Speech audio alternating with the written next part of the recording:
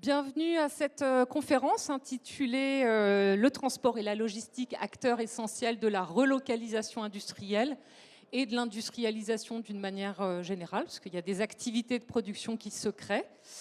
Alors, qui ne rêve pas de la réindustrialisation en France, davantage d'emplois, un PIB en hausse, plus de produits de qualité grâce à des normes et des réglementations plus contraignantes qu'ailleurs, moins d'impact carbone aussi, grâce à des matières premières et des process peut-être plus respectueux de l'environnement, une économie circulaire aussi plus simple à mettre en place.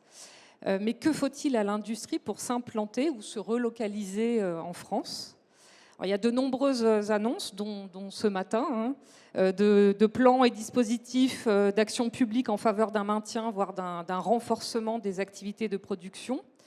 Alors, il y a Plan France 2030, territoire d'industrie, projet des comités de filière du Conseil national de l'industrie, enfin bref, il y en a un certain nombre. Et apparemment, ça fonctionne, puisqu'en 2022, il y a eu des ouvertures d'usines, de sites industriels. Alors, j'en ai noté 156. Il y en a aussi 78 confirmés, mais bon, le solde est positif, donc on peut se réjouir.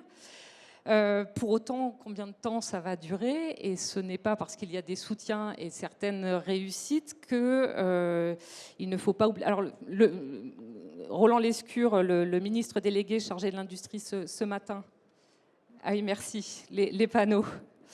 Le rappelait ce matin, la France a besoin de la logistique, parce qu'effectivement, l'industrie, pour se développer, a besoin des fonctions support, de fonctions support fiables. Le transport et la logistique ont donc un rôle essentiel à jouer, et c'est ce dont nous allons parler dans quelques instants avec Paolo Ferreira, vice-président d'Afilog, Lucille Audièvre, chef de projet de Logistique Seine-Normandie. Olivier Stork, c'est ça, je le dis bien. Stork, voilà. Directeur général adjoint de Seva Logistics. Olivier Poncelet, délégué général de l'Union TLF, Transport et Logistique de France. Et Jean-Olivier L'Huissier, directeur de négoce agricole chez Vivesia. Bonjour à tous. Alors, Roland Lescure, pour le citer encore, puisqu'il était là ce matin, on en profite, les ministres ne sont pas toujours présents, donc on s'en félicite. Les destins de l'industrie et de la logistique sont liés de façon inextricable. Néanmoins, alors là je me tourne vers Paolo, parce que Afilog publie très régulièrement des posts sur les réseaux sociaux en rappelant qu'il n'y a pas d'industrie sans logistique. Et je me disais, si on est obligé de le rappeler, c'est peut-être qu'il y en a qui ont oublié. Et donc j'aimerais savoir, et ensuite je poserai la question à tout le monde, qui a oublié et comment ça se manifeste? Oui, effectivement, tout le monde l'a oublié, mais en fait c'est tout le monde. Tout le monde, c'est aussi bien le grand public que les collectivités, que l'État lui-même. En fait, c'est certainement très lié au fait que la France a vu son industrie se fragiliser au cours du temps. Il y a eu l'avènement également d'une professionnalisation en parallèle de la logistique. Cette professionnalisation, elle a débuté au courant des années 90, elle s'est accélérée au début des années 2000. Et donc aujourd'hui, ce sont deux activités distinctes. Avant, les industriels géraient, c'est encore le cas pour certains, mais la majorité gérait la logistique en interne. Aujourd'hui, elle est externalisée. Donc c'est deux activités qui sont aujourd'hui distinctes, mais néanmoins, elles restent indissociables et en tout cas très, très complémentaires. Donc c'est cette fragilisation, cette désindustrialisation de la France qui a généré cet oubli de cette dualité industrie-logistique. Olivier, c'est quelque chose que vous confirmez. Alors la professionnalisation de la logistique, oui, bien sûr. Mais le fait qu'on a oublié qu'elle était nécessaire à l'industrie? Oui, complètement. Complètement. L'industrie aujourd'hui, ça va être des activités d'assemblage. Donc pour faire de l'assemblage, il faut du transport amont. Il faut être en mesure de gérer les stocks de manière avancée quand on va rentrer dans une usine, de gérer les flux dans l'usine. Et puis, en général, quand on produit, ce n'est pas pour la communauté de communes avoisinante, c'est pour le pays, c'est pour l'Europe et c'est pour le monde. Et donc, il faut avoir les moyens d'envoyer sa marchandise à l'étranger. Donc, garantir les flux amont, les flux aval, la capacité à faire de la logistique, ça nécessite beaucoup de choses. Ça nécessite d'avoir les bonnes règles. Or, on a parlé plutôt de contraintes, hein, si j'ai bien écouté ce matin, qui commencent par des aides, ZFE, ZAN. Bon, on est confronté à des problématiques d'attractivité de la profession. On est confronté à des problématiques de pénurie, que ce soit de col bleu ou de col blanc. Donc, je pense que c'est une industrie qui a souvent été qualifiée de machine de l'ombre, alors qu'en réalité, elle est absolument essentielle à l'économie. Et c'était plaisant, je pense, pour nous tous, d'entendre ce matin 2 membres du gouvernement, Anne-Marie Drac, rappeler à quel point la logistique, c'était le poumon de l'économie. Ce que beaucoup de nos concitoyens ont redécouvert pendant la pandémie. Jean-Olivier, peut-être un complément? Parce qu'en plus, vous avez alors, présentez Vivesia, peut-être, pour ceux qui ne connaissent pas. Oui, en quelques mots. Donc, bonjour à toutes et à tous. Nous sommes un groupe coopératif installé dans le nord-est de la France.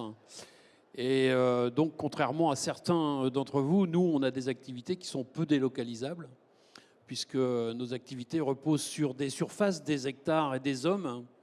Et donc, ces hectares, on ne va pas les délocaliser. On a la chance d'être dans des zones où on n'a certes pas de problématique d'espace. On peut produire en gros sans problème, mais on ne peut pas imaginer du tout notre métier sans logistique. Notre entreprise, c'est 3 500 000 tonnes de céréales, d'oléoprotéagineux, qui vont parfois rejoindre les ports pour le grand export, mais aussi le plus souvent nos usines de transformation, qu'elles soient en meunerie, en malterie. Par rapport à ce que vous disiez précédemment, on a parfois, nous, eu l'impression d'avoir été un peu les oubliés de la logistique, à tel point que nous avons dû, en interne aussi, prendre nos flottes, investir dans des flottes de camions pour, quelque part, servir ce métier qui se trouvait un peu oublié de certains secteurs d'activité, dont le transport. Voilà. C'est bien, vous retournez la problématique. Effectivement, il y a ce dialogue nécessaire. Lucille, peut-être un élément complémentaire par rapport à la logistique oubliée par l'industrie, ou l'industrie oubliée par la logistique? Oui, alors peut-être rapidement rappeler qui nous sommes chez les Seines, donc Logistique Seine-Normandie, association qui représente 200 acteurs du transport et de la logistique donc en Normandie.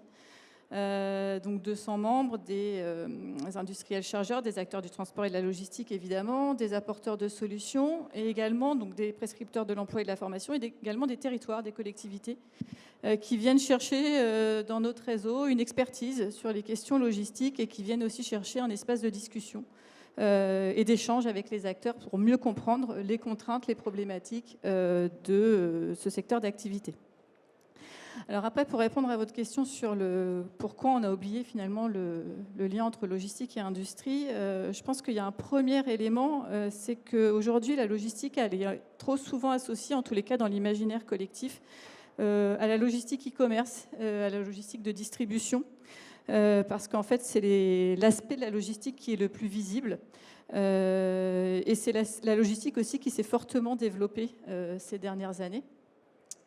Et donc, je pense que par ce biais-là, en fait, on a oublié la nature même de l'entrepôt, qui est avant tout, finalement, un équipement à vocation logistique, donc qui vient en soutien du développement industriel, du développement portuaire.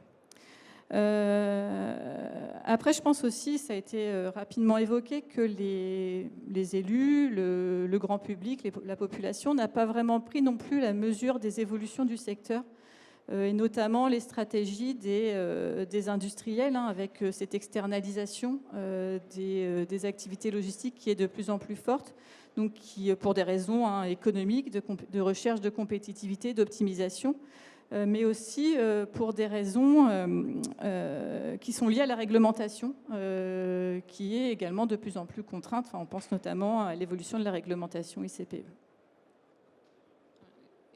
Et pour TLF, pour qu'on ait le panel complet. Merci pour votre invitation. TLF, c'est 2000 entreprises du secteur du transport et de la logistique, donc aussi bien des transporteurs, des logisticiens que des commissionnaires de transport. Pour répondre à votre question, je pense qu'au-delà du sujet de l'industrialisation, on a quand même un décalage global entre, d'une part, la relative faible notoriété du secteur, y compris côté grand public, décideurs publics, et l'impact réel et le poids du secteur du transport et de la logistique dans notre économie, qui représente quand même à peu près 10% du PIB et 2 millions d'emplois. Donc on a ce décalage qui dépasse le sujet industrialisation et qui, je pense, est quand même aussi qui explique aussi en grande partie cela. Après, pour avoir une touche peut-être un petit peu plus optimiste, on évoquait ce matin la présence du ministre Roland Lescure. Il y a eu la création récente de France Logistique, qui est aussi une volonté des acteurs de se fédérer et d'avoir ensemble plus de performances. Les comités interministériels de la logistique aussi, qui sont maintenant, qui fédèrent chaque année les acteurs privés et les acteurs publics. Donc c'est quand même quelque chose d'intéressant. Et puis on a eu la semaine dernière une annonce qui est un peu passée sur les radars parce que c'est assez technique, mais qui est assez symptomatique de l'évolution. C'est qu'a été annoncée la création d'un réseau de sous-préfets départementaux en charge de facilitation des implantations logistiques et industrielles. Et c'est ainsi que c'est présenté. Et c'est la mission de ce réseau, on va en reparler, puisque les sujets de disponibilité du foncier sont des sujets importants. Et dès la conception même de ce réseau, le lien entre l'industrie et la logistique a été fait. Donc voilà, quelques petites touches optimistes. Très bien, ça avance.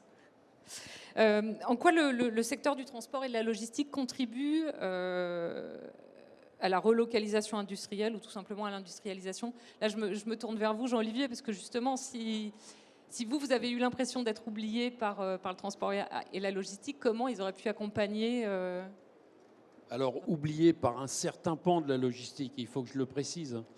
Une entreprise comme la nôtre, c'était, il y a encore 15 ans, à peu près 40 points de chargement de train complet.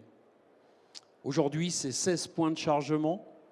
Donc, évidemment, la plupart du temps, à la disparition de ces réseaux capillaires, de ces points de chargement de trains complets, c'est évidemment la route qui a pris le relais, le transport routier. Et c'est ce pourquoi d'ailleurs on s'est motivé pour investir nous-mêmes dans ce métier. Mais clairement, et vous l'avez évoqué en début d'exposé, quand on a, pendant la Covid, au début de ce conflit russo-ukrainien, reparlé à nouveau intensément de souveraineté alimentaire, il n'y a pas de souveraineté sans pérennité, il n'y a pas de pérennité sans logistique. Et nous, quelque part, dans des secteurs où on est dans des secteurs du pondéreux, on ne peut pas faire sans un réseau capillaire. Il ne peut pas y avoir de cœur, comme je le dis souvent, sans artères, sans veines. Sinon, il n'y a pas d'irrigation, il n'y a pas de moteur. Voilà. Alors, je pose la question à tout le monde. En quoi le secteur du transport et de la logistique peut porter l'industrie? Enfin, moi, je veux bien. Difficile. En fait, clairement, c'est un facteur d'attractivité. C'est-à-dire qu'un industriel qui cherche à s'implanter, il s'implante dans un écosystème, donc un écosystème de sous-traitants et un écosystème aussi logistique. Et parmi les critères d'implantation qui sont regardés, c'est la présence ou pas de prestataires logistiques et la capacité aussi de ces prestataires logistiques à pouvoir répondre aux besoins de ces industriels-là. Donc ça, c'est presque même un des facteurs d'attractivité les plus importants et les plus regardés par les industriels. Après, on voit aussi, pour reparler du lien logistique-industrie, on voit aussi que souvent, en fait, on a des industriels et des implantations de logisticiens qui sont faits en lien avec la présence d'industriels. Un cercle vertueux. Et l'industriel amène son logisticien avec lui. Très bien. D'autres Oui, effectivement, parce que, comme il était rappelé, en fait, on est un support à l'industrie et à la réindustrialisation, parce que la logistique, c'est un métier à part, comme je le disais tout à l'heure, c'est un métier à part, c'est un vrai savoir-faire, c'est un maillage du territoire qui permet de conduire des flux de marchandises sur tout le territoire français et même à l'étranger. Et en fait, la question qu'on pourrait se poser, c'est OK, on parle de réindustrialisation, on parle de comment est-ce qu'on va accompagner l'industrialisation ou la réindustrialisation de la France, mais la question qu'on peut se poser, c'est où et comment cette réindustrialisation va se produire. parce que la logistique est confrontée à certaines difficultés, à certaines contraintes. On parle de beaucoup d'aspects environnementaux qui prennent le pas sur beaucoup de développement. On parle des zones humides, on parle des faunes flores, on parle du ZAN, du zéro artificialisation nette. Et à un moment donné, on arrive sur des injonctions un peu contradictoires où finalement on nous dit venez avec vos industriels, venez avec votre logistique, venez avec votre savoir-faire, mais en même temps, il n'y a pas de place. On est confronté à ce genre de situation où aujourd'hui il y a une vraie pénurie foncière pour accueillir des développements économiques, qu'ils soient industriels, qu'ils soient logistiques. Et ça, c'est vraiment problématique parce que moi, j'ai l'expérience malheureuse de deux industriels avec qui je travaillais qui voulaient accroître leur outil de production. Donc, ça veut dire sortir la logistique de leur usine pour la placer ailleurs. Deux grands noms français qui n'ont pas trouvé, en fait, parce qu'il n'y avait plus de foncier, ou alors on tombait sur des difficultés d'acceptabilité, où en fait les élus nous disaient pourquoi est-ce que je récupérerais moi la partie logistique et les autres garderaient l'industrie, donc je préfère garder mon terrain et ne rien en faire, en tout cas pour l'instant.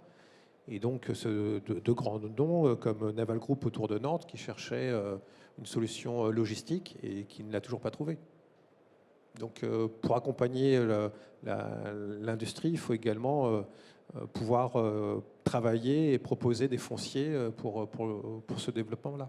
Il faut une stratégie globale en fait de développement industriel et de développement logistique. Et quand on parle effectivement de développement industriel, nous ce qu'on dit en fait aussi à nos adhérents et aux territoires avec lesquels on travaille, c'est-à-dire ok, vous voulez de l'industrie, parce que là tout le monde veut de l'industrie, mais personne veut de la logistique en fait.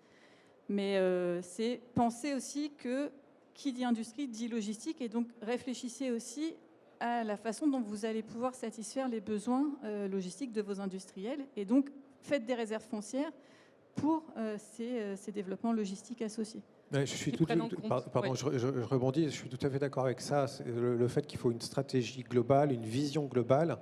Si on regarde la mobilité des personnes, c'est quelque chose qui a plutôt bien fonctionné. C'est quelque chose qui a été défini. En tout cas, il y a une vision nationale, une vision de l'État sur la mobilité des personnes. Mais on se rend compte que depuis 30 ans, la mobilité des biens, personne ne l'a travaillé. Or, aujourd'hui, on ne va pas travailler la mobilité des biens localement, régionalement, alors qu'une plateforme logistique, une plateforme industrielle, elle va s'adresser peut-être à du local, peut-être à du régional, peut-être à du national, peut-être à de l'international. Mais pour avoir une cohérence, une vision, une stratégie globale, il est besoin que l'État porte également une vision sur la mobilité des biens, oui. Olivier, un complément ? Oui, je partage ce qui a été dit. Pour compléter aussi, je voudrais rajouter que la logistique, c'est quand même un secteur industriel qui est extrêmement compétitif. Et donc, cette dimension de compétitivité, elle doit être prise en considération, que ce soit une compétitivité au niveau du prix, de la disponibilité du foncier, des normes ou de la disponibilité des infrastructures de transport. Nous, on le vit chez Seva, je ne l'ai pas dit tout à l'heure, mais on est un des 3 plus gros logisticiens mondiaux. On a 900 sites dans 150 pays. Donc aujourd'hui, quand on a des clients industriels qui vont lancer un appel d'offres pour faire ce qu'on appelle un Regional Distribution Center au niveau européen, ce n'est pas uniquement 2 régions françaises qui sont en compétition, mais c'est la péninsule ibérique, c'est les Pays-Bas, qui sont la plus grande zone d'entreposage européenne. C'est d'ailleurs un des paradoxes auxquels nous sommes confrontés, comme vous le savez. La première zone de consommation européenne, c'est l'Île-de-France. La première zone de stockage européenne, ce sont les Pays-Bas. Voilà. Donc, et pour des raisons, à nouveau, de compétitivité, de disponibilité du foncier, de disponibilité de main-d'œuvre. Et donc, c'est la même problématique pour la logistique que pour la relocalisation industrielle. Les industries relocalisées ne seront efficaces et efficientes que si elles arrivent à produire des produits que les consommateurs veulent acheter. Et ça, c'est une problématique qu'il ne faut pas sous-estimer. Et je finirai en disant que la bonne nouvelle, c'est qu'aujourd'hui, en Europe, on repart de zéro sur un certain nombre d'industries. Il n'y a pas aujourd'hui d'industrie des batteries électriques au niveau mondial. il y a des problématiques sur la relocalisation des industries de microprocesseurs. On a aujourd'hui certains secteurs d'activité à haute valeur ajoutée sur lesquels, je dirais, la compétition entre les continents pour l'implantation de ces industries est ouverte. Donc c'est à nous, Français et Européens, de ne pas rater ce virage-là. C'est extrêmement important. Et du coup, qu'est-ce qui manque au secteur, Olivier Poncelet? Si on définit la logistique comme l'ensemble des actions qui vont permettre de livrer le bon produit au bon moment, au bon prix et au bon état, il est évident que la logistique est indispensable à une industrie performante dans la mesure où elle va permettre d'approvisionner en amont et en aval de distribuer les produits finis. Donc le lien, il est absolument indispensable. Il est aussi indispensable si on veut réussir à décarboner l'industrie. Il n'y aura pas d'industrie verte si on n'a pas une logistique qui est efficiente. Aujourd'hui, on a un projet de loi qui arrive autour de l'industrie verte qui est porté par le gouvernement. On défend beaucoup, et je pense que beaucoup d'acteurs ici... Prévu pour cet été, je crois. Pardon ? Prévu pour cet été. Prévu pour cet été. Et on défend beaucoup la facilitation notamment des installations des entrepôts, la simplification administrative qui doit nous permettre de renforcer cette logistique, qu'elle soit plus efficiente. Ça peut permettre quoi? Ça peut permettre de réduire les kilomètres parcourus et ça peut permettre aussi de massifier et d'optimiser les flux de transport. Et donc à partir de là, on voit que le lien entre la logistique et l'industrie, c'est non seulement un lien de performance, mais c'est aussi un lien d'impact environnemental. Et qu'est-ce qui manque du coup alors au secteur? Est-ce qu'il faut des aides supplémentaires? Alors, des aides, avant d'arriver aux aides, peut-être, on demande souvent des aides, hein, mais nous, quand on a fait une enquête auprès des adhérents de l'Union TLF, il y a plusieurs sujets qui ressortent en premier. Le premier, c'est notamment, si on prend la partie entreposage, c'est la question de la disponibilité foncière. Le deuxième point, c'est la question de la simplification administrative. Et le troisième sujet, c'est les recours souvent abusifs que l'on constate au sein de nos adhérents. La question du coût du foncier n'arrive qu'en 4e position quand on interroge nos adhérents. Ça, sur la partie entreposage. Sur la partie transport, il est évident qu'on a un sujet de valorisation de la prestation de transport pour réussir à dégager davantage de compétitivité et davantage de capacité d'investissement de notre secteur, notamment pour faire face à ces enjeux massifs de transition écologique qu'on a évoqués notamment ce matin. L'État annonce un certain nombre d'aides ce matin et on s'en réjouit. Il y a une aide qui a été annoncée de 60 millions d'euros pour l'acquisition de poids lourds véhicules électriques. Mais quand bien même cette aide sera déployée, on réussira à cofinancer 400, 500 camions sur une flotte de 500 000, 600 000. Donc le sujet, il va forcément dépasser la question des aides de finances publiques qui seront forcément contraintes. Donc il faut que l'ensemble de l'écosystème, y compris le secteur bancaire, nous aide à faire cette transition. Construction également des véhicules, infrastructures pour l'avitaillement, etc. Olivier Storck, vous vouliez répondre? Oui, non, pour rebondir sur ce que disait Olivier, une information, je pense que beaucoup de membres du public connaissent, c'est que, à nouveau, l'Île-de-France, c'est la première région de consommation en Europe. Il manque aujourd'hui en Île-de-France plus de 100 000 mètres carrés de surface logistique. Cette information, elle est officielle. Et donc, la problématique à laquelle on est confronté, c'est vraiment la disponibilité de ce foncier. Or, soit on a une disponibilité foncière proche des bassins de consommation, soit effectivement, on sera obligé d'avoir des entrepôts qui sont loin des bassins de consommation. Et donc, on va générer du transport. On va générer du transport de camionnage, parce qu'on n'aura pas assez de consolidation. Hein, et on a rappelé ce matin le lien entre consolidation et multimodalité. On n'aura pas assez de consolidation des flux pour faire vraiment de la multimodalité. Donc ce seront des flux de camions. Et comme là encore l'a rappelé Olivier, les camions aujourd'hui, les seuls camions électriques sur le marché sont des camions de 16 tonnes qui font jusqu'à 230 km par jour. Donc même si ça progresse, même si dans 5 ans, les 200 km sont devenus 500 km, ils seront toujours à un prix qui ne les rendront pas accessibles à 80% des opérateurs. Donc résoudre ce problème de foncier, résoudre cette problématique de planification géographique, elle est clé aujourd'hui pour la logistique et pour l'industrie dans notre pays. Paolo, si je peux ajouter quelques mots. Oui, effectivement, on manque cruellement de foncier et on pense que cela ne va pas s'arranger avec le temps. Mais on manque également d'une bonne compréhension de nos métiers, d'une bonne connaissance de nos métiers et finalement également d'une bonne acceptabilité de nos métiers. On souffre, c'est sûr, je parle de la logistique, on souffre d'un effet d'optique. On est des bâtiments qui sont grands, on se situe souvent au carrefour des autoroutes, donc on est très visible. Pour autant, quand on fait l'analyse de la situation par rapport à l'artificialisation des sols en France, la logistique représente moins de 1% de l'artificialisation. Mais encore une fois, on souffre de cet effet d'optique parce qu'on est tout de suite très visible. Et donc, il faut travailler l'acceptabilité. Et l'acceptabilité doit venir également des pouvoirs publics pour apporter, encore une fois, cette vision et cette appréhension du besoin de la logistique, du besoin de l'industrie. On parlait de foncier. Aujourd'hui, Infilog a travaillé sur un état des lieux des disponibilités logistiques à travers la France. On se rend compte qu'il y a une très faible vacance des surfaces disponibles.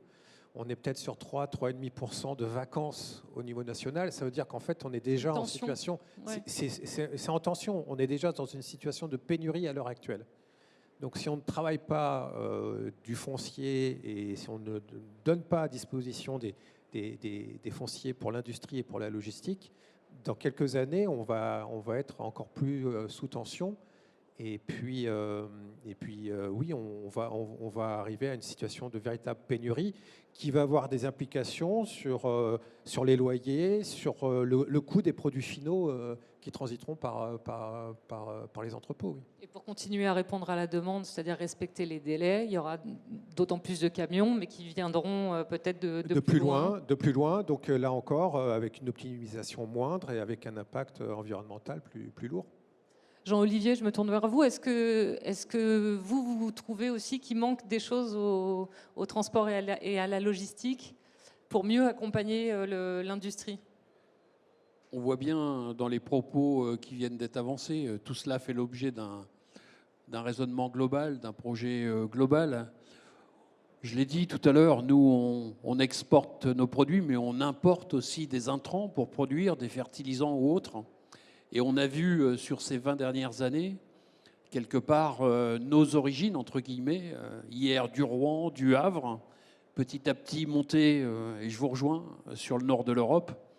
Et ça me fait toujours un peu mal au cœur quand je vais chez nos amis belges ou néerlandais, de voir d'ores et déjà toutes les réserves foncières qui sont là, au pied des ports, dans l'attente de la construction d'entrepôts, de zones de déchargement, et tout cela, c'est une activité qui s'en va. Donc, il est impératif qu'on ait ensemble un raisonnement global pour une vraie vision, et tous les flux sont complémentaires. On le voit, nous qui sommes dans des zones où on a un peu moins de densité, je le disais tout à l'heure, on a, de par ce manque de densité d'activité, forcément encore plus de mal à trouver de la logistique.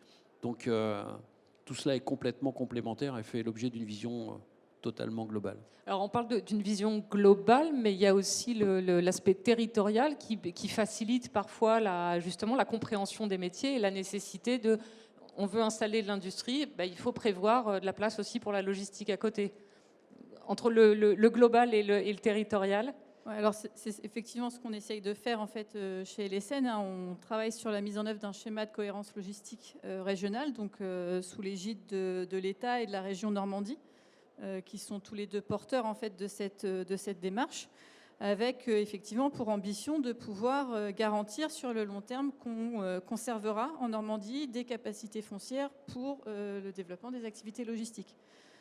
Seulement, on est confronté aujourd'hui à cette problématique de la raréfaction foncière, du ZAN qui crée énormément de crispation et qui finalement aussi entraîne un repli sur soi en fait, des territoires, des collectivités, des territoires qui étaient prêts à dédier en fait, du foncier pour de l'activité logistique et puis qui disent oh non, en fait, on va le garder.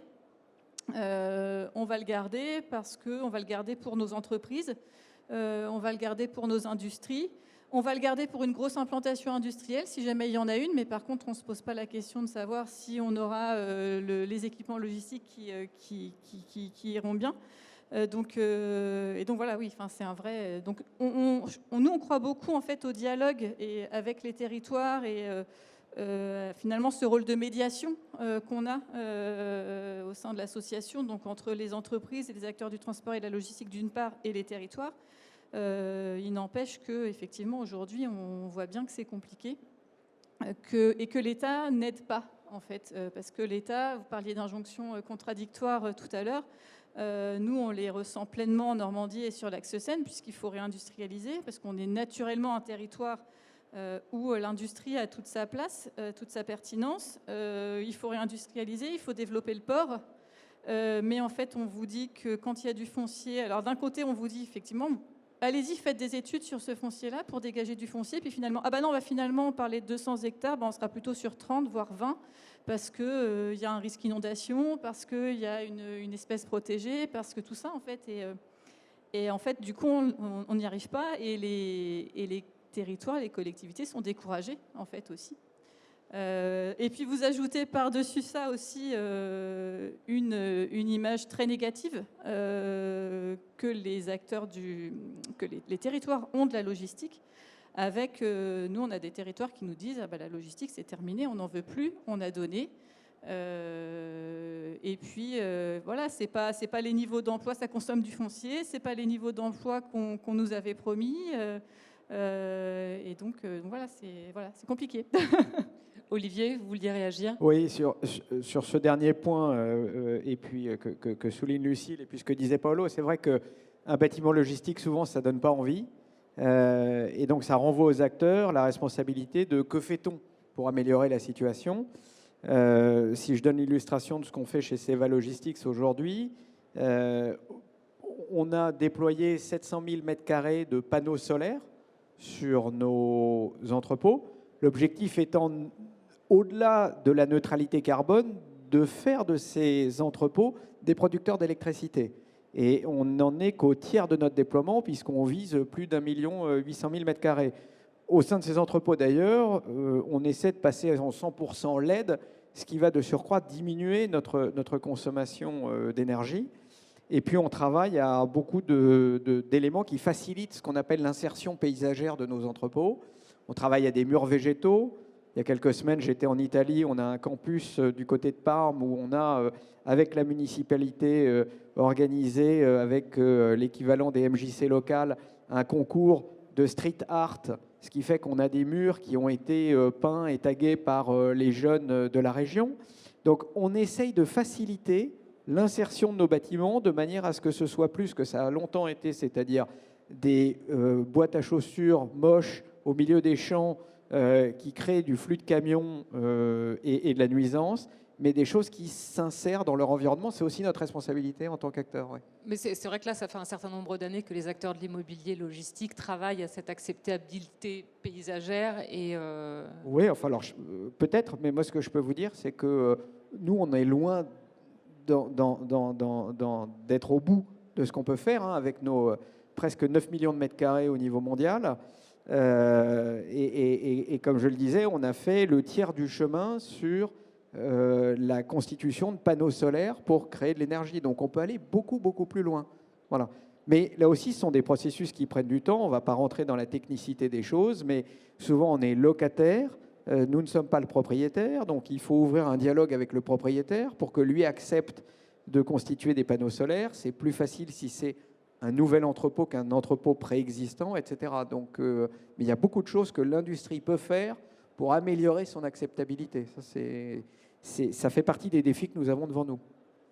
Est-ce qu'il y a une logistique spécialement dédiée à l'industrie? Est-ce qu'il y a une spécificité à la logistique pour l'industrie? Ou est-ce que finalement les problématiques sont les mêmes pour quel que soit le secteur d'activité? Vous gardez le micro et puis ensuite oui, il y a une spécificité qui est liée à l'industrie parce que, comme je l'indiquais, dans l'industrie, on est beaucoup dans l'assemblage, à la différence de la logistique e-commerce où on va distribuer des produits qui sont finis. Et donc, toutes ces problématiques de qualité, de juste à temps. D'ailleurs, il y a eu un certain nombre de propos ce matin sur le juste à temps. Je pense qu'il y a 2 juste à temps. En tout cas, le juste à temps qui a été évoqué ce matin, c'est la rapidité de la livraison des produits finis. Le juste à temps tel que nous l'appelons, notamment dans les chaînes automobiles, parce que Seva, c'est le principal logisticien de l'industrie automobile, c'est la faculté d'amener sur une chaîne de première monte toutes les pièces dans l'ordre où elles doivent être montées. Et donc, ça nécessite une planification amont et une rigueur dans l'exécution qui est propre à l'industrie, industrie aéronautique, automobile, etc., qui est plus exigeante que beaucoup d'autres types de logistique. Olivier? Oui. Et pour rebondir là-dessus, je pense que ça appelle à une piste d'amélioration importante pour nous, y compris pour les organisations professionnelles, c'est d'essayer de faire en sorte qu'il y ait une meilleure articulation entre les différentes échelles. Puisqu'on parle de ce type de chaînage industriel, il faut absolument qu'on ait une vision, si ce n'est monde, au moins européenne, qui soit articulée avec une vision France, qui soit articulée avec une vision collectivité locale. Et là, c'est un chantier extrêmement compliqué, mais qui est absolument central pour permettre justement cette fiabilité de la chaîne logistique. Et quand on voit des sujets, on les évoquait ce matin, comme le sujet des ZFE, où déjà, entre les collectivités locales elles-mêmes en France, on a du mal à avoir une logique d'harmonisation, il faut vraiment qu'on réussisse à donner cette visibilité dans le temps et dans les échelles d'espace. Et ça, c'est un sujet important pour que les acteurs privés puissent ensuite investir et se développer au service de l'industrie. Alors, on en a un petit peu parlé, parce que bon, en fait, c'est un fil rouge, hein, la décarbonation du secteur. Est-ce qu'il vaut mieux finalement pousser à l'électrification des véhicules ou laisser le secteur s'organiser pour s'optimiser et du coup avoir un impact carbone plus faible du fait de l'organisation? Olivier? Non? L'autre Olivier. Alors, ouais, je peux dire un mot sur le sujet. Je pense qu'il faut pousser de toute manière l'électrification, tout en se rappelant que l'électrification est verte parce qu'on a l'énergie nucléaire. Hein. Donc, ça aussi, c'est une articulation de choix. Mais au-delà de pousser à l'électrification, il y a beaucoup d'autres solutions qui peuvent être mises en place. Nous, on aura le patron de Seva Europe, Luc Nadal, qui interviendra dans 2 jours sur une initiative qu'on a appelée l'ECTN. Je vous invite à regarder de quoi il s'agit. Ce n'est pas une idée géniale, hein, c'est la diligence du 21e siècle. Mais pour nous, ça va permettre de transformer les choses. C'est-à-dire qu'en attendant que les technologies soient disponibles, il faut bien qu'on trouve des solutions. Et on pense que l'ECTN, qu'on a fait en partenariat, parce que je reviens avec une idée qui a été développée ici, et puis ce matin, ce n'est pas un acteur pris isolément, mais c'est un écosystème. Donc c'est un partenariat qu'on a avec Engie, Sanef. On peut trouver des moyens d'avoir du transport plus vert, plus efficace, même si la technologie n'est pas encore présente. Mais c'est vrai qu'il faut un cadre réglementaire et régulatoire qui facilite l'adoption de ces bonnes pratiques, ça c'est certain. Lucille? Après, la décarbonation, elle passe évidemment par des entrepôts plus verts, du panneau solaire, des innovations aussi technologiques pour le transport, etc. Mais ça passe aussi par la question foncière et par la localisation de l'entrepôt au bon endroit. Donc là où on va pouvoir faire de la massification, là où on va avoir des infrastructures de transport multimodal pour pouvoir utiliser un autre mode que la route. Et donc on en revient à cette question du foncier en fait, qui est le nerf de la guerre en fait. Oui, je ne peux qu'être d'accord avec ce que vient de dire Lucille. Le foncier, c'est vraiment problématique. Il y a des travaux actuellement au niveau des SRADET sur la mise en place du ZAN. Ce sont des travaux qui sont faits de manière très régionale. Alors que, comme on le disait tout à l'heure, il faut avoir une vision nationale, en tout cas une vision globale du sujet. Les SRADET donc, travaillent sur ces sujets-là, mais il faut permettre à la logistique de s'implanter là où elle peut, là où elle veut également. L'une des erreurs, ce serait peut-être de trop cartographier la France en donnant des zonages dédiés à la logistique et d'autres non. Parce que derrière, c'est de l'optimisation, c'est un maillage cohérent des plateformes logistiques à travers le territoire. Et c'est ça qui va permettre de réduire également les impacts environnementaux. Ensuite, effectivement, il y a de nombreux acteurs immobiliers logistiques qui sont rentrés dans des phases vertueuses. On travaille la décarbonation des bâtiments. Aujourd'hui, il faut bien avoir conscience que, alors oui, c'est parti d'une réglementation, le fait d'imposer l'installation de photovoltaïque en toiture à hauteur de 30%. Aujourd'hui, la majorité, si ce n'est tous les acteurs, vont bien au-delà des 30% parce que c'est une solution qui permet d'abord de réinjecter sur le réseau de l'énergie verte. mais également de réutiliser cette énergie au sein des bâtiments, ceux qui sont automatisés, ceux qui ont des process, de manière à réduire la facture énergétique de nos locataires. Ce qui n'est pas Donc, négligeable. ce qui n'est pas négligeable. Donc, on arrive dans une phase où la logistique, l'immobilier logistique, en tout cas, a cette double vocation. On est un pôle logistique, mais on devient également un pôle énergétique. Une plateforme logistique de 20 à 30 000 m², c'est 20 ou 30 000 m² de surface de panneaux photovoltaïques. Donc une plateforme qui voit pas le jour, c'est autant de mégawatts d'énergie verte qui ne sera pas créée et qu'on ne sera pas créé par ailleurs. Donc ça, c'est vraiment un sujet fondamental. Et puis, les entrepôts ont évolué, ils sont de plus en plus réversibles. On travaille des bâtiments qui peuvent vivre dans le temps, être divisibles, mais aussi accueillir d'autres formes d'activité. Je suis vice-président d'Afilog et c'est à ce titre aujourd'hui que je m'exprime. Je suis également entrepreneur pour une société qui s'appelle Virtuo, Industrial Property. Notre métier, c'est de développer des plateformes, mais on réfléchit toujours à la réversibilité de ces bâtiments. Et sur l'une de nos plateformes logistiques, on a accueilli un industriel qui a installé une chaîne de production au sein d'une des cellules, et ça fonctionne très bien. Et finalement, on est peu nombreux à avoir cette classe d'actifs qui permet une telle réversibilité. Jean-Olivier, un complément sur l'impact environnemental et sur l'évolution, alors autant de l'industrie que des transports. Alors, on est évidemment très sensible à ces données environnementales, parce que c'est aussi ce qui donne du crédit quelque part à nos productions.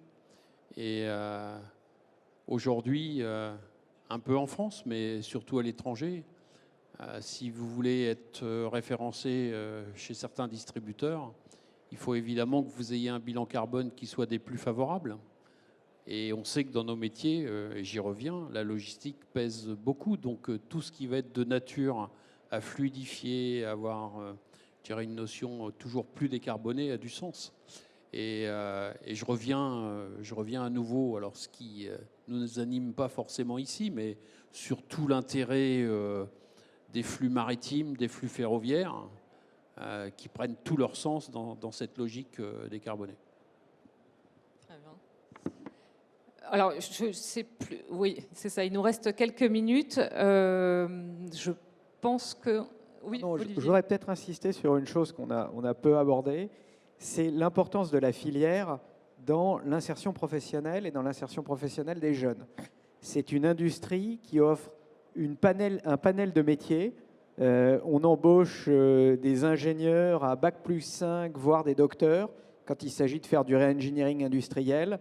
Et on embauche des jeunes qui n'ont pas le bac, à qui on va apporter une formation professionnalisante, qu'on va accompagner dans le cadre de la VAE. On est une industrie qui est particulièrement sensible aux problématiques de promotion interne, en particulier dans nos entrepôts.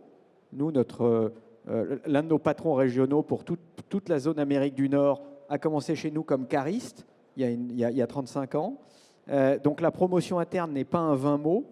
Alors on fait des progrès sur l'égalité homme-femme. On a de plus en plus de femmes dans nos activités, à tous les niveaux d'ailleurs, que ce soit au niveau de la production opérationnelle ou au niveau de nos sièges et de l'état-major. Mais c'est vraiment, Paolo disait tout à l'heure, on a un problème de reconnaissance de notre industrie. Non seulement on considère que nos boîtes logistiques, nos entrepôts, ils ne font pas tellement envie, et on considère également que ça ne fait pas tellement envie d'aller travailler dans ce secteur.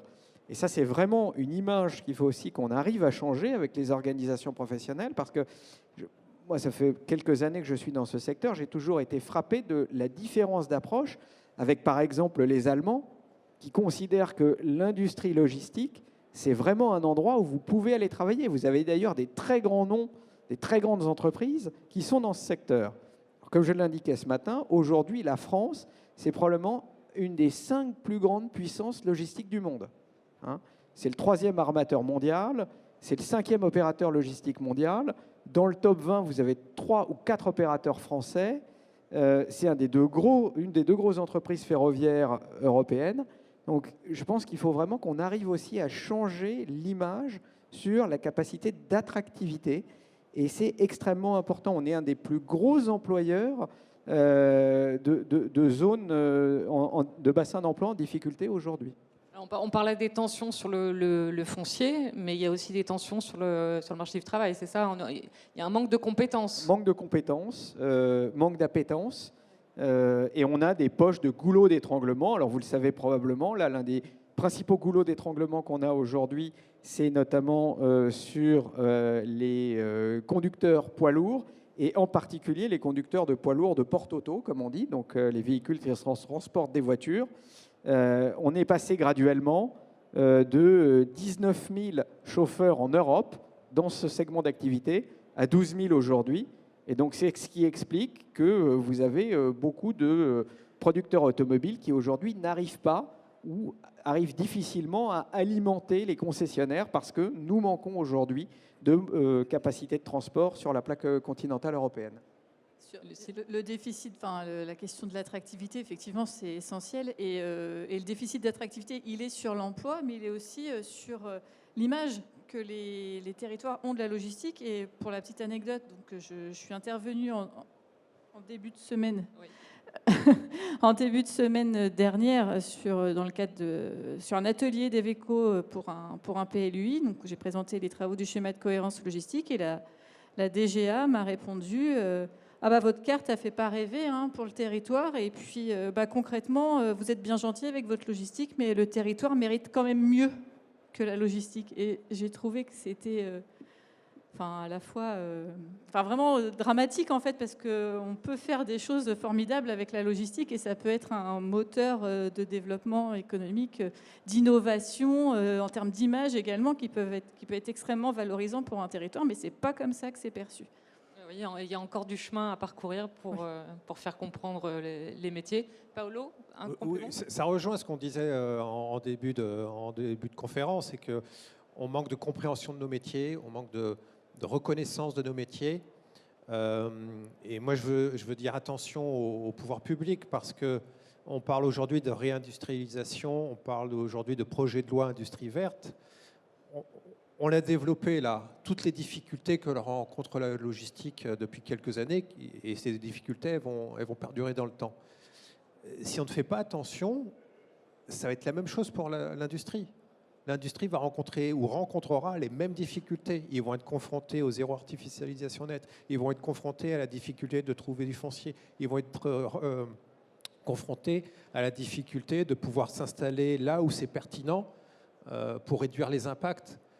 Donc c'est au pouvoir public également d'agir et de prendre conscience de cette difficulté qui est actuelle en logistique et qui va perdurer pour l'industrie. Mais le ministre de l'Industrie le disait ce matin, les destins de la logistique et de l'industrie sont liés de façon inextricable. Après, il faut voir dans quelle mesure c'est vraiment pris en compte. Olivier, peut-être par rapport à l'attractivité des métiers? Alors, il y a quelque chose sur lequel on peut continuer à bâtir, c'est la réforme récente de l'apprentissage, qui est quand même un levier extrêmement intéressant. Et quand on en parle avec nos partenaires centres de formation, OPCO, donc financeurs de la formation professionnelle, il y a de fait un boom important de l'alternance au sens large dans nos secteurs. Et c'est un des moyens extrêmement intéressants de faire du sourcing et ensuite de fidéliser dans nos métiers, sachant que pour parler de l'image de nos secteurs, parfois ce sont des métiers qui sont peu connus. Par contre, quand on arrive dans le secteur, généralement on y reste. Donc ce qui est plutôt bon signe, on peut le dire, et je pense que tout le monde peut en être assez fier.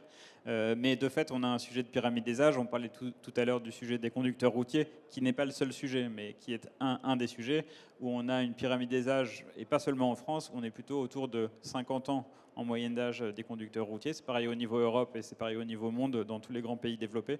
Et donc, pour avoir encore une touche un petit peu optimiste, la réforme de l'apprentissage, nous on dit aussi au pouvoir public, quand il y a des choses qui sont réussies, maintenons-les et continuons cet effort-là, puisqu'on en a bien besoin dans nos secteurs.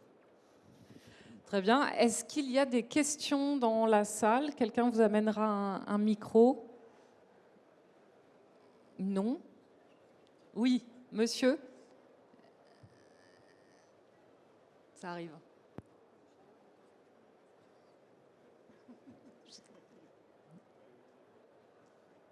Bonjour Jean-Christophe Long, merci beaucoup pour votre présentation des enjeux de la logistique nationale.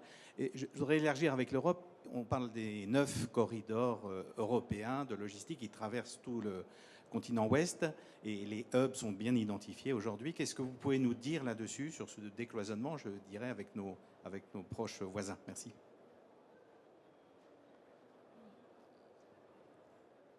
Alors, Sur la question, en fait, c'est clairement, sur cette question des corridors logistiques européens, on voit bien que le sujet, c'est que à travers ces corridors-là et ces hubs qui sont déjà identifiés, on a déjà plus ou moins en fait une armature logistique qui se dessine et avec pour moi le sujet qui est de pouvoir développer ces hubs-là et s'appuyer sur ces corridors et ces hubs existants pour réindustrialiser, développer la logistique, etc., etc. Ça rejoint également la notion de vision globale qu'il faut avoir, la vision nationale, parce qu'il en va de la souveraineté de la France, mais également une vision globale sur la logistique et l'industrie au niveau européen. Je discutais il n'y a pas très longtemps, j'assistais à une conférence en région Grand Est. On m'expliquait que malheureusement le fret ferroviaire n'avait pas le succès escompté. Et on me donnait l'exemple d'un train qui prenait des marchandises à Anvers, qui traversait le Benelux, qui passait par l'Alsace, pour ensuite se diriger vers l'Allemagne. Et on m'expliquait qu'il y avait 20 à 30% du coût qui était au moment du passage de la frontière allemande. Pourquoi? Parce que les gabarits des rails et des tunnels ne sont pas les mêmes. Donc, arrivé à la frontière allemande, il fallait changer de train, il fallait changer de train et de container pour que ça puisse passer en Allemagne et être adapté au système ferroviaire allemand. Donc, ça rejoint cette notion de vision globale qu'il faut avoir, non pas seulement en France, mais au niveau européen également. est-ce qu'il y a d'autres interrogations auxquelles on pourrait répondre, hein? Oui. Anne.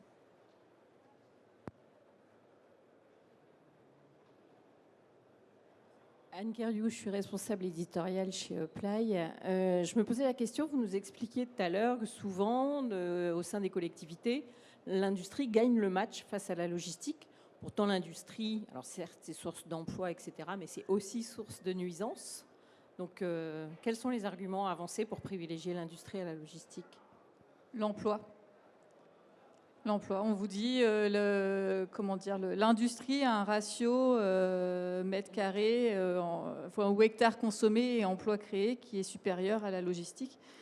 Mais en fait, on oublie que derrière l'industrie, effectivement, il y a de la logistique et il y a du foncier qui est consommé par ailleurs pour l'activité logistique. Donc finalement, le ratio est peut-être pas si élevé que ce qu'on pense. Oui. Et puis, l'emploi. Désolé. L'emploi et puis toute la valeur ajoutée que l'industrie va amener en fait sur le territoire en termes d'emploi indirect, de sous-traitance, etc. Et ensuite, il y a une question d'image également. C'est qu'un élu va se sentir plus valorisé s'il accueille l'usine de la manufacture française du cycle, plutôt que le stockage de la manufacture française du cycle. C'est plus valorisant pour lui. Pour autant, ce sont deux activités, comme je le disais tout à l'heure, qui sont indissociables, qui sont très complémentaires même. Donc c'est une question d'acceptabilité, encore une fois, et une question d'image. Olivier Storck, vous vouliez réagir? Oui, sur le caractère inextricable de la logistique et de l'industrie, ça va être d'autant plus vrai si on veut développer l'économie circulaire en Europe, hein, puisqu'il va falloir ramener sur des entrepôts de rétrofit des biens. Nous, on le fait sur des téléphones portables. Alors, malheureusement, on le fait plutôt aux États-Unis qu'en France. Mais c'est une belle illustration du fait que l'un ne va pas sans l'autre. Très bien. Il nous reste 3 petites minutes. Donc, s'il y a encore une autre question. Non? Bon. Eh ben, je vous remercie beaucoup à tous les 5. Et merci à vous.